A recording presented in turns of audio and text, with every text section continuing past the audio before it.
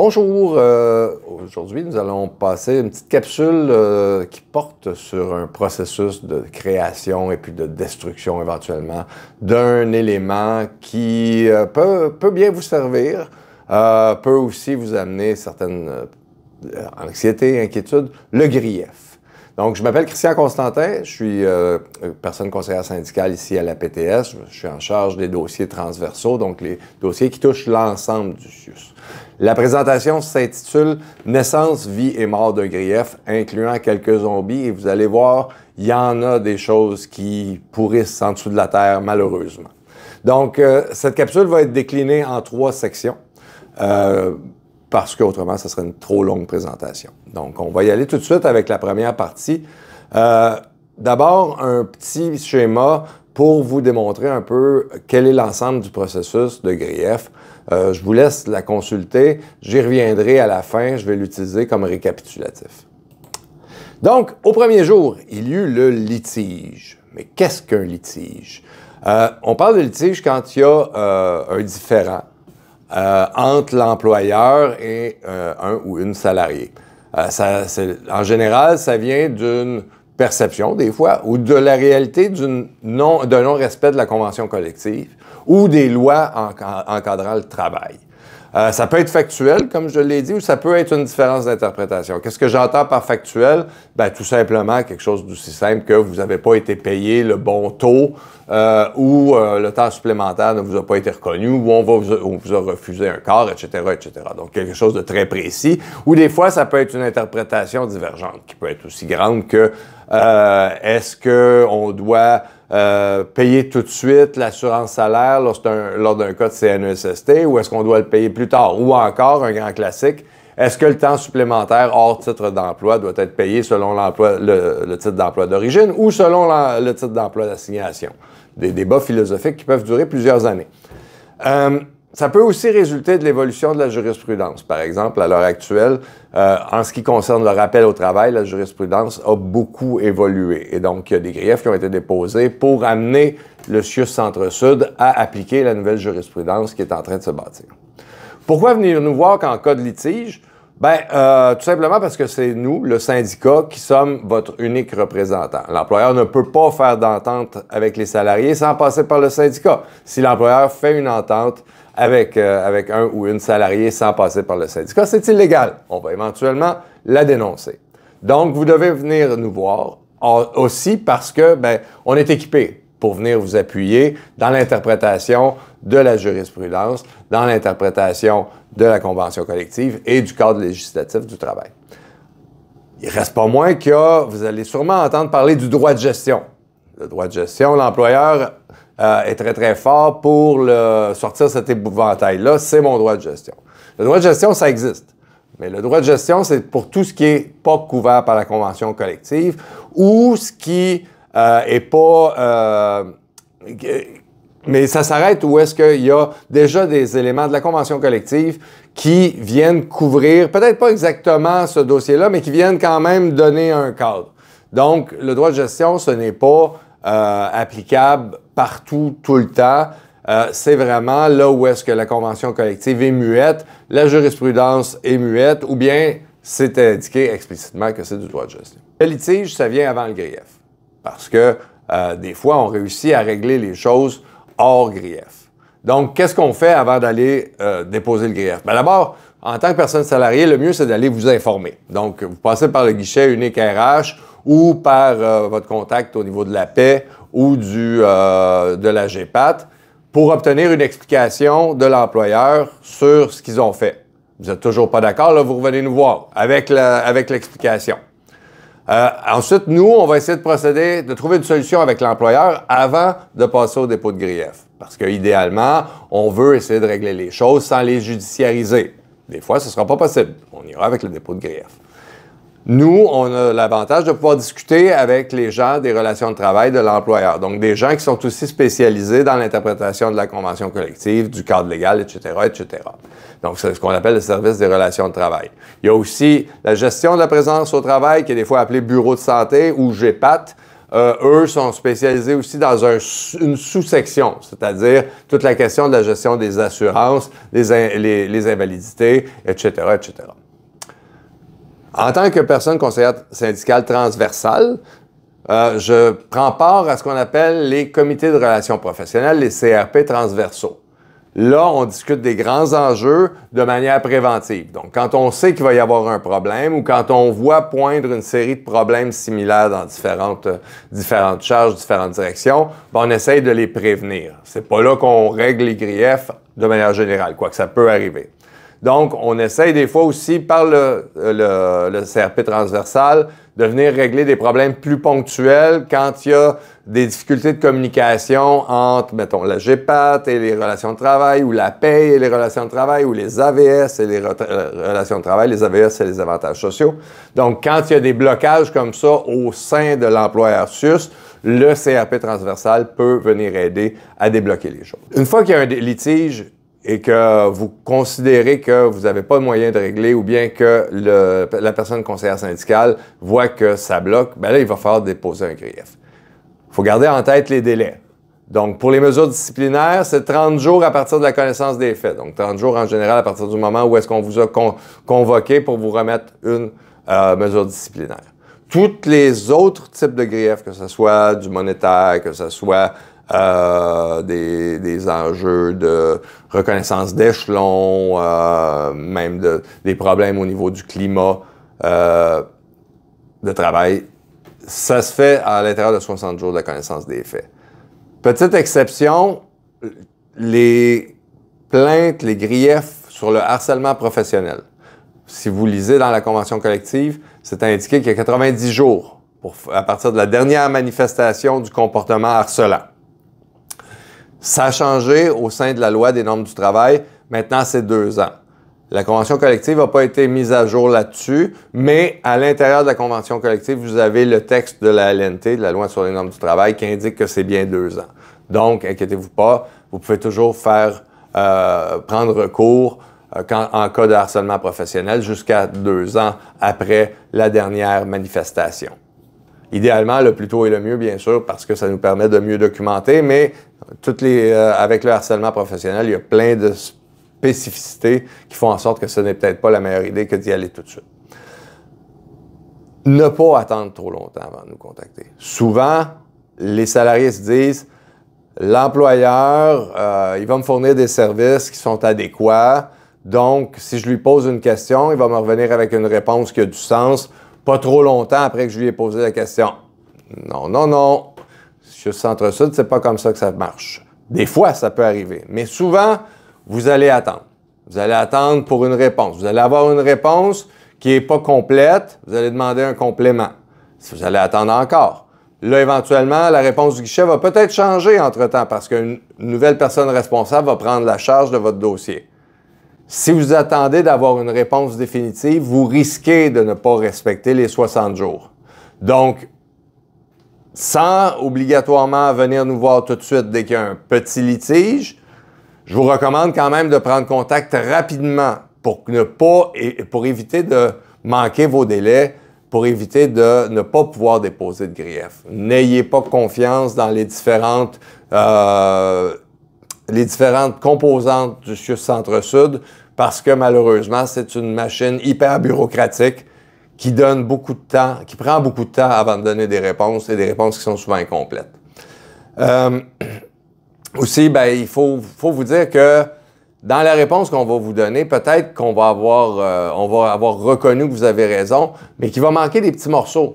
Comme par exemple, je vais prendre un exemple assez terre à terre, un cadre de travail qui vous serait octroyé rétroactivement après que vous ayez mis un manque à gagner. Ben, ce cadre de travail-là, ce sont des heures. Il se peut que vos banques n'aient pas été calculées, qu'on vous donne juste la valeur de ce quart de temps de travail-là, sans avoir calculé les impacts sur l'ancienneté, sur l'expérience, par exemple, si vous êtes à temps partiel. Tous ces éléments-là autour ont peut-être pas été calculés. Tout ce qu'on vous a donné, c'était un chèque de la valeur du quart de travail que vous aviez manqué. Donc, assurez-vous aussi que tout est complet. Et si vous voyez qu'on a fait droit à votre demande et qu'il manque des morceaux, ben venez nous voir là encore, mais toujours en gardant à l'esprit les délais. Donc, ce serait cela pour la première partie sur le litige. On va poursuivre avec le grief en tant que tel. Et le grief fut. Donc, vous aviez un litige, vous vous êtes renseigné auprès de l'employeur, la réponse a été insatisfaisante, vous nous avez contacté, on vous a dit l'employeur est dans le champ, et résultat, on décide de déposer le grief. Qu'est-ce qu'on a comme type de grief? Bien, il y a 3 types de grief de manière générale. Il y a un grief individuel. Bien, là, c'est simplement moi, Christian Constantin, n'accepte pas ou comment devrais-je dire, dénonce la décision de l'employeur de me retirer un échelon parce qu'il était insatisfait de mon travail. Et donc, je réclame que cet échelon-là me soit remis puisque la décision de l'employeur est contraire à la convention collective et blablabla, blablabla. Et voilà. Donc, qu'est-ce que j'ai? J'ai le litige. L'employeur m'a retiré un échelon. La réclamation qu'on me le remette, idéalement avec intérêt. Et éventuellement, la possibilité d'avoir un arbitre. Donc ça, c'est le grief individuel qui porte sur une problématique spécifique pour une personne. Ensuite, on a le collectif. Plusieurs salariés qui partagent la même difficulté, la même problématique. La différence, et là vous allez voir, il y a un syndical aussi, mais la différence c'est que le collectif, nous, on va chercher les signatures. Ça nous permet avec un collectif de réclamer des dommages et intérêts pour les individus. Parce qu'un grief syndical, qui est le 3e type de grief, c'est le syndicat qui réclame des dommages parce que l'employeur s'est comporté de manière tout croche, comme ça arrive régulièrement. Donc, pour le syndical, il n'y a pas de réclamation de dommages individuels. Il y a des possibles dommages au syndicat, mais ça couvre l'ensemble des personnes salariées. Donc, un collectif, c'est un peu comme plusieurs individuels, tous mis un à la suite des autres.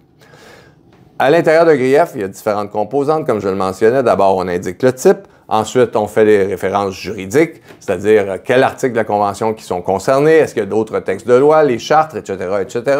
Le libellé, ce qu'on appelle le libellé, bien, tout simplement, c'est le texte qui indique quel est le litige, quelle est la contravention de l'employeur par rapport à la convention collective. Ensuite viennent les réclamations, ce qu'on demande à l'employeur de faire pour réparer l'erreur grossière qu'il a faite. Il y a certains litiges qui ne mènent pas immédiatement au grief pour différentes raisons. Par exemple, les litiges qui sont liés à l'accréditation ou la reconnaissance du syndicat. Vous le voyez à l'article 3.03 des dispositions nationales, si une difficulté d'interprétation se présente au sujet de l'accréditation, il appartient au tribunal administratif du travail de l'interpréter. Aucun arbitre ne peut être appelé à le faire. Donc, dans ce cas-là, on ne passe pas par le grief en tant que tel, mais par un recours auprès du tribunal administratif du travail. En général, ça se fait par rapport aux articles 12, 15 et 39 du Code du travail, donc les articles qui portent sur l'interférence de l'employeur dans les activités syndicales, les menaces et rétributions contre le personnel syndical par l'employeur et éventuellement la question de cette personne devrait être dans notre accréditation au lieu de dans une autre ou d'être une salariée non syndiquée. Bref, ça c'est le 39. Donc ça, ces questions-là ne portent pas vers l'arbitrage, mais plutôt directement vers le tribunal administratif du travail. Ensuite, il y a toute la mécanique d'arbitrage médicaux. Je ne rentrerai pas dans les détails, mais on va dans l'arbitrage syndical, on va déposer un grief seulement à la fin du processus. Les manques à gagner, ici à Centre-Sud, on a une pratique, on a une entente avec l'employeur pour un système un peu parallèle de manque à gagner où est-ce que vous pouvez réclamer votre corps à l'aide d'un formulaire électronique. Et c'est seulement au moment où est-ce que l'employeur refuse de vous reconnaître ce temps-là que l'on va déposer un grief. Finalement, harcèlement professionnel, les enjeux de climat de travail, on recommande en général de passer par les structures de l'employeur, les processus d'enquête de l'employeur, parce que nous, on ne peut pas déposer un grief contre une autre personne, contre un autre salarié ou contre votre gestionnaire. Nous, on dépose un grief contre l'employeur. Et ce qui est prévu à la loi sur les normes du travail, c'est que c'est l'employeur qui doit prendre des moyens raisonnables pour prévenir le harcèlement professionnel. Donc, de ce point de vue-là, si l'employeur n'a pas été informé autrement dit qu'il n'y ait pas eu de plainte de déposer auprès de l'employeur, ben nous, c'est très difficile après ça de venir déposer un grief en disant à l'employeur, ben vous n'avez pas pris votre responsabilité pour assurer un climat de travail acceptable, paisible, agréable pour tout le monde. Une fois que le grief est déposé, ben en même temps, on va dire, parce qu'à partir du moment qu'il y a un litige, on va commencer quand même à accumuler des éléments, mais il faut faire une enquête. Comme on le dit souvent, les bons faits font le bon droit. Donc, quand on a une bonne enquête, c'est plus facile de gagner en arbitrage. Les faits, c'est pas juste des opinions, de dire « je pense que l'employeur est pas nanana ». Non, il faut qu'on ait les éléments des communications avec l'employeur, tout ce qui est de preuves écrites, idéalement. Les oui-dire, c'est pas non plus des faits. Une telle m'a dit que, j'ai entendu dire que, ça vaut pas grand-chose devant un arbitre de grief.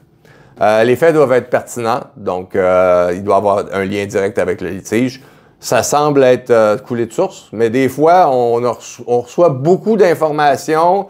On le comprend, votre situation de travail fait en sorte qu'il y a beaucoup de pression, beaucoup de surcharge, il y a beaucoup de trop-plein, et donc des fois, le litige prend une grosseur, fait boule de neige, et ça n'a plus vraiment de lien avec le litige d'origine. Donc, gardez ça à l'esprit. Nous, à la PTS, on fonctionne une fois qu'un grief est déposé, on envoie systématiquement, quand c'est des griefs individuels, un formulaire d'enquête aux personnes salariées qui ont déposé des griefs. Là-dedans, c'est des informations vraiment de base. Je me permets de vous demander de le remplir quand vous déposez un grief parce qu'il y en a trop peu qui le font, malheureusement. Ces informations de base, ça ne vous demande pas un gros travail de fond, mais juste au moins de nous indiquer qu'est-ce qui s'est passé, quand, ainsi que de nous pointer vers quelques éléments de preuve. Ça nous donnerait déjà une petite base pour un dossier. Ça démontre aussi votre implication en tant que personne salariée pour dénouer le litige, parce que c'est bien beau que nous, on fasse des représentations, mais il y a un peu de travail de votre part aussi pour nous alimenter puis pour faire avancer votre dossier. Souvent, malheureusement, il y a des dossiers qui restent un peu stationnaires parce que on manque d'informations, on manque de retours de la part des gens qui nous ont contactés. Vous allez être appuyé là-dedans, bien sûr, par les personnes conseillères syndicales et aussi par vos délégués en relation de travail au niveau de l'équipe locale qui pourront aller prendre des notes dans le cadre d'une rencontre ou qui pourront aller vous aider à trouver les éléments nécessaires pour documenter au besoin. Donc, n'hésitez pas à nous contacter, non seulement pour déposer le grief, mais aussi par la suite, pendant que vous serez en train de préparer votre formulaire, éventuellement. Bien sûr, vous allez avoir tout cet encadrement-là dans le cadre d'un accompagnement pour un arbitrage. Une fois que le grief est déposé, avant d'aller tout de suite en arbitrage, nous, on essaye de le régler avec l'employeur. Donc, on a des CRP, toujours Comité de relations professionnelles, orientés vers les griefs, où est-ce que mes collègues et moi-même, on va négocier avec nos vis-à-vis pour essayer de régler le litige, régler le grief avant de l'envoyer en arbitrage. On présente les réclamations, on essaye de faire comprendre à l'employeur qu'il y a erré, ou des fois l'employeur va nous montrer des preuves que, dans le fond, la situation n'était pas exactement ce qu'on pensait qu'elle était. Donc, on cherche à trouver un terrain d'entente pour essayer de régler le grief, puis éviter les arbitrages, qui sont quand même des processus longs, coûteux, puis qui demandent aux personnes salariées, qui peuvent être assez taxants en termes de stress pour les personnes salariées. Il y a certains litiges, toutefois, qui ne peuvent pas être réglés seulement en passant par la judiciarisation, par l'arbitrage. Des fois, nos bases sont un peu moins fortes d'un point de vue de la convention collective ou des lois, ou c'est des choses qui sortent un peu du cadre plus traditionnel.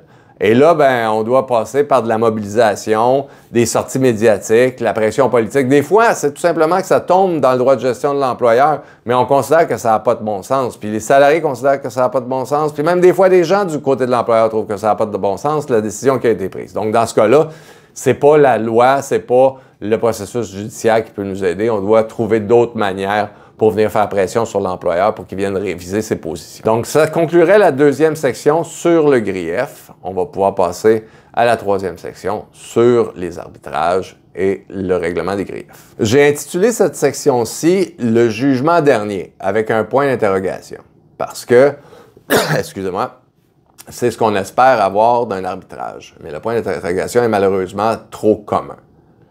Comment ça fonctionne pour l'arbitrage? Ben, à l'intérieur de 6 mois, excusez-moi, après le dépôt d'un grief et après en avoir fait la présentation à l'employeur dans le cadre d'un CRP, nous, on doit faire une proposition d'arbitre.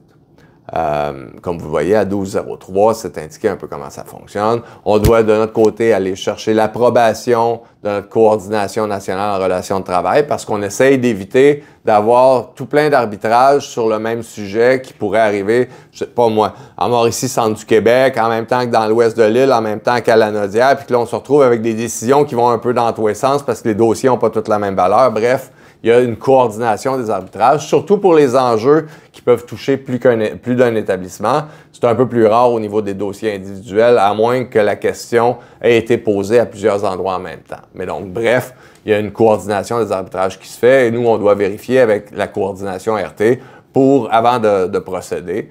Comme je le dis, pour les griefs individuels, en général, c'est plus pro forma qu'autre chose. On a de notre côté une sélection d'arbitres. On a un palmarès. Ils sont tous notés avec des codes de couleur de A à E, de ceux qui sont très bons du côté syndical jusqu'à ceux qui sont patronales jusqu'au bout des ongles et qu'on veut éviter à tout prix. Selon le processus qui est prévu à la convention collective, l'employeur devrait nous revenir avec une contre-proposition ou dire qu'il est d'accord avec notre proposition. Malheureusement, à Centre-Sud, ça n'arrive quasiment jamais. En général, on envoie nos propositions d'arbitre et on a très, très peu de réponses. Ce qui nous force à les envoyer au ministère. Donc, c'est prévu à la loi que la loi sur les santé et services sociaux, si je me rappelle bien, que en absence de réponse, on les envoie au ministère qui va déléguer un arbitre, qui va nommer un arbitre pour prendre en charge le dossier. Donc, des fois, nous, on fait une première proposition d'arbitre dans les 6 mois, mais là, après ça, l'envoi au ministère, ça peut prendre un peu plus de temps parce qu'on essaie d'avoir encore des négociations avec l'employeur, parce qu'on essaie de voir avec notre coordination RT quand est-ce qu'il est le mieux d'envoyer un arbitrage, parce que les délais au niveau du contentieux de l'employeur sur Centre-Sud peuvent être très longs. Bref, ça rajoute des délais encore. L'arbitrage. À la PTS, c'est un processus qui est pris en charge par des procureurs externes. En général, c'est la firme Poudrier-Bradet qui s'en occupe. Donc, ce ne sont pas les personnes conseillères syndicales qui vont plaider. Ce sont des avocats en bonne et due forme qui vont plaider devant l'arbitre. Nous, les personnes conseillères syndicales, on est en charge de monter le dossier, d'expliquer, d'aller rejoindre les personnes salariées, faire le pont entre l'employeur et nos procureurs, mais ce ne sont pas nous qui plaidons. Donc, tout ce qui est de la préparation, ça se fait avec la personne conseillère syndicale, le ou la procureure et la personne salariée. Ensuite, il peut y avoir une ou plusieurs audiences, dépendamment de la complexité du dossier. Donc, selon la complexité du dossier, ça peut se régler en une seule séance. Des fois même, la plupart des preuves sont amenées par écrit. D'autres fois, quand c'est des dossiers plus complexes et qu'il y a plusieurs témoins, ben là, ça peut s'échelonner sur jusqu'à une dizaine ou même une vingtaine d'audiences. À chaque fois qu'on remet ou on annule une audience, ben bien sûr, il y a des frais. Les arbitres sont assez gourmands de manière générale, mais bon, ça fait partie de leur boulot. Le plus près on est pour demander une remise, le plus cher ça coûte. Au bout du processus, ben, l'arbitre va remettre sa sentence qui va dire ben, j'accepte le grief, ou je l'accepte en partie, ou je le rejette le grief, je le rejette en partie. Et là, ça va venir de partager ce que l'employeur doit faire, ce que le syndicat doit faire, qui doit payer les frais d'arbitrage, etc., etc. Dans notre système, la décision rendue par un arbitre de grief, elle est finale et sans appel. Néanmoins, il est possible de faire ce qu'on appelle un pourvoi en contrôle judiciaire à la Cour supérieure. Et ça, c'est un peu comme un appel, mais on ne peut pas retourner sur les faits. Il faut que l'arbitre ait pas fait une décision raisonnable. Et là, vous allez voir à l'écran la définition. Quand on parle d'une décision qui est déraisonnable et donc qui pourrait être cassée par la Cour supérieure, c'est parce qu'il manque de la logique interne. Ou bien parce que l'arbitre n'a pas suffisamment documenté son cheminement, le cheminement de sa réflexion pour expliquer comment il est parti des faits pour arriver à la décision. Donc là, ça peut être une raison. Quand un arbitre remet une décision de 5-6 pages sur un dossier qui a pris 15-16 audiences, il y a un petit problème, là. Donc, il faut que ce soit documenté, il faut qu'on soit capable de suivre son cheminement intellectuel.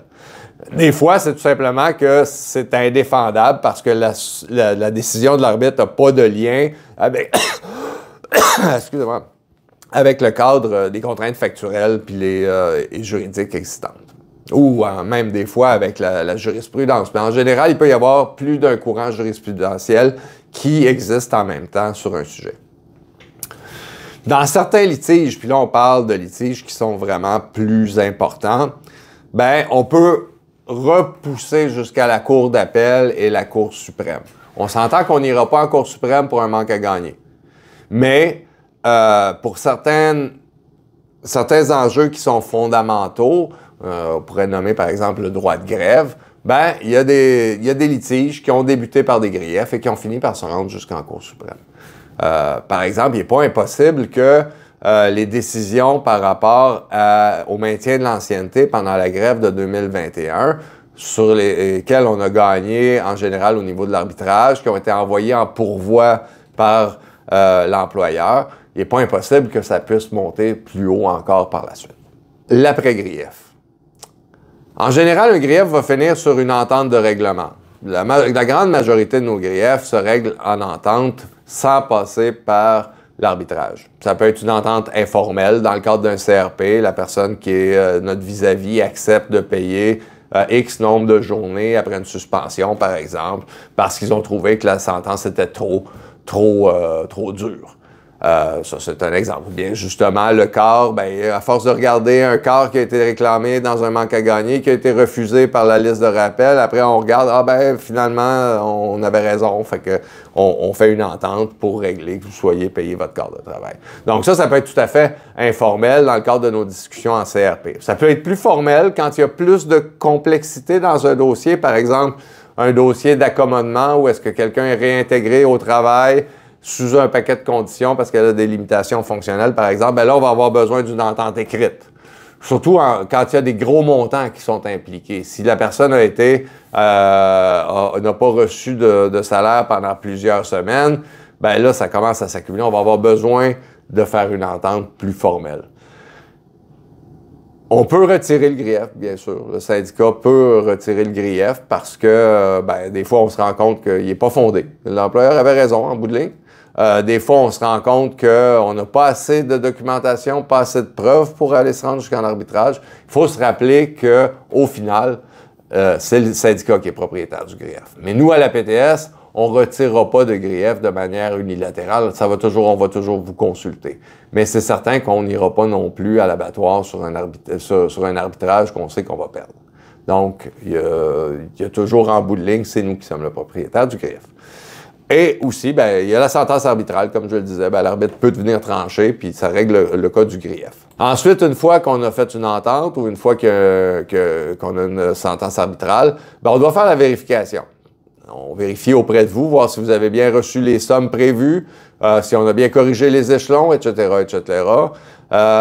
Comme je le dis, ça implique souvent le service de la paye ou les avantages sociaux, qui sont deux services qui sont très difficiles à contacter et très difficiles à communiquer avec au CIUS Centre-Sud, malheureusement. Et éventuellement, lorsqu'on a obtenu toutes les preuves de la réparation, que la situation, le litige a été réglé, on va éventuellement fermer le grief en disant que ça a été réglé. Maintenant, c'est pas parce qu'on est passé à travers toutes ces étapes-là que les griefs disparaissent. Ils peuvent tomber dans les limbes ou ils peuvent revenir nous hanter en zombies. Le risque des limbes, ça peut arriver à chacune des étapes qu'on a vues ensemble. Des fois, c'est parce qu'on attend pendant des mois, même des années, un retour de l'employeur, alors qu'on pourrait régler, mais on n'a juste pas la réponse qu'on a besoin. Des fois, c'est entre les différentes équipes des ressources humaines de l'employeur qui ne se parlent pas. Les RT disent on est d'accord, mais là, il faut que la paye ou les AVS nous fournissent tel et tel élément. Et là, on attend. Puis là, on leur demande au CRP d'après. Avez-vous eu votre... Non, on va vous revenir. Et là, ça peut durer très longtemps aussi. Ben, comme je vous l'ai dit, quand on fait des propositions d'arbitre, souvent, on n'a aucune réponse. Donc là, on laisse passer un peu de temps parce qu'on n'est pas pour aller tout de suite voir le ministère 2 semaines après avoir proposé un arbitre. On le fait des fois pour mettre la pression. On le fait des fois parce que c'est des sujets, c'est des dossiers qui sont plus urgents.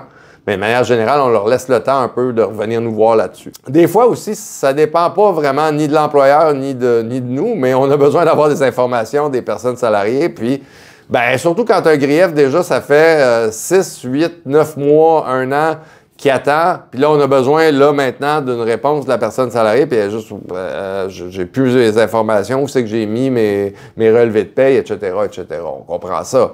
Mais c'est ça, des fois, ça ralentit le processus aussi. Des fois, il arrive ce qu'on appelle un exorcisme. C'est-à-dire que là, d'un coup, l'employeur se rend compte, on arrive en arbitrage.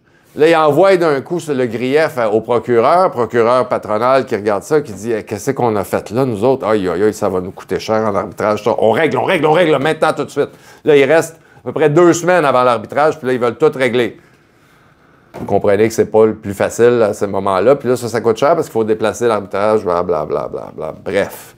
Ça peut aussi faire en sorte qu'un grief ne se règle pas aussi vite qu'on le voudrait. Finalement, il y a une espèce de cycle infernal qui est vraiment particulier à Centre-Sud, où est-ce que nous, on n'est pas capable de vérifier ce qui a été payé, ce qui a été remis, ce qui a été fait par les avantages sociaux, par la paye, et on attend. Et on attend. Et là, le grief est réglé. Souvent, la personne salariée a reçu des montants, a reçu une correction, mais nous, on a besoin d'avoir un... Si l'employeur, il remet, je ne sais pas moi, mettons 5 000 $ à la personne salariée. Là, vous voyez apparaître sur votre relevé de paie 5 000 $, avantage imposable, blablabla, ça c'est le paiement de votre grief. Mais là, nous, on n'a aucune espèce d'idée d'où c'est qui vient ce 5 000 $-là.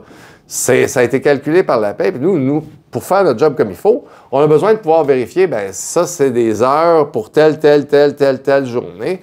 On doit être capable de faire le calcul, d'ouvrir le moteur du paiement du grief pour voir, bien, ça a été fait comme il faut, ou au contraire, pour dire, bien là, vous n'avez pas payé telle chose ou telle chose.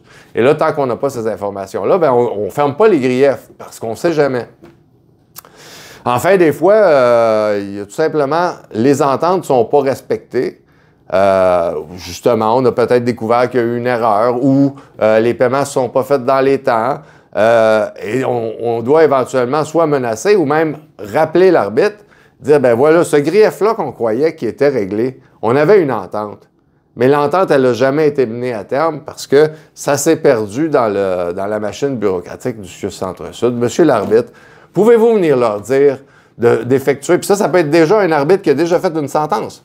On lui demande, ben, pouvez-vous venir les forcer à nous payer, à faire ce qu'ils doivent faire? Ça peut être très pénible et c'est surtout très long. Donc voilà, je reviens à mon petit schéma du départ. Pour récapituler, vous voyez la ligne bleue, c'est la ligne directe d'un grief. Où est-ce que tout va bien? On part du litige, on fait notre enquête, il y a des interventions en CRP, on dépose le grief.